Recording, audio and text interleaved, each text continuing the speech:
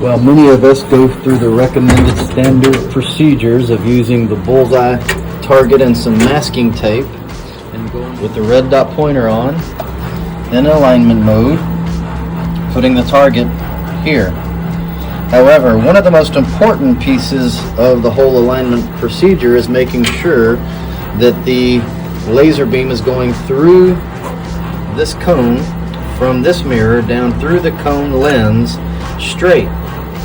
Now you can do that a couple of different ways, where you can make sure that the target is here, and you can move the table up and down to make sure that it doesn't wander outside of that space. What I often do is take some masking tape and place that under the cone. So I've got some here, right on the bottom. And what we'll do is go through over the display, touch the gear, alignment, and fire the laser. So when I touch activate, it's going to fire the laser. Activate. So the little puff of smoke.